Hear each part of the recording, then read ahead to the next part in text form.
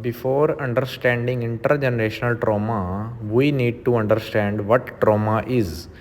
Trauma is a mental condition in which a person feels very upset due to any reason, such as the death of loved one, death of the pet. And intergenerational trauma is a type of trauma that a person feels and it passes from one generation to another. For example, a person who is facing trauma and then the trauma passes to his children and grandchildren takes the form of intergenerational trauma, and it is a continuous cycle that never ends, and it is difficult to break this cycle of intergenerational trauma. If I talk about indigenous peoples, they they are facing intergenerational trauma due to loss of culture, loss of lands, and discrimination and oppression that is faced by them due to by the non-indigenous peoples.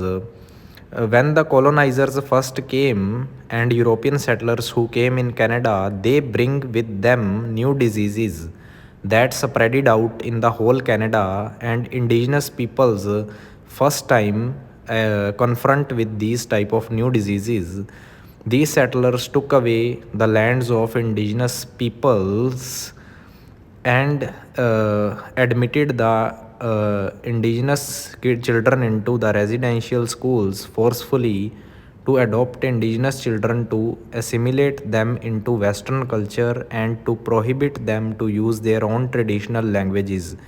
Their main aim was to destroy the indigenous culture by prohibiting the use of traditional languages. The main agenda was to kill the Indian in the child. Intergenerational trauma is also known as transgenerational grief. There are a lot of bad impact of colonial policies such as loss of culture, loss of language, loss of heritage, loss of land and livelihood. The colonizers promoted dislocation that led to social exclusion of indigenous communities from Canada.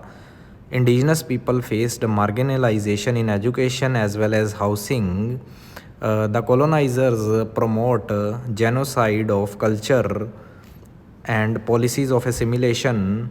Their main aim was to destroy the culture of indigenous people and their tradition. And these all things have profoundly affected indigenous communities a lot.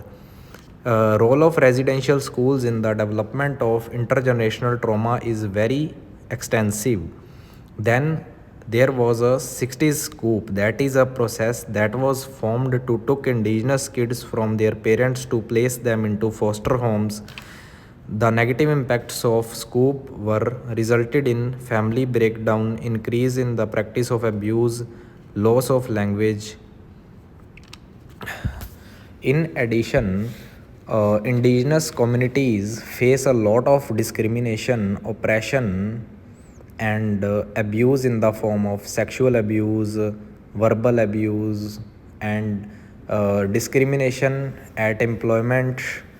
So, there is a need to make policies to empower these communities.